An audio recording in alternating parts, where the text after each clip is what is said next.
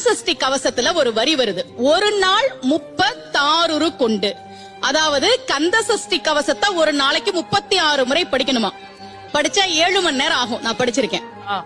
ஆனா கலியுகத்துல கந்தசஷ்டி கவசத்தை ஒரு நாளைக்கு 36 முறை படிக்கிறதுக்கு நேரம் இருக்காதுன்னு தான் அதுலயே சூட்சுமமாக ரகசியமாக ஒரு விஷயம் சொல்லப்பட்டிருக்கு.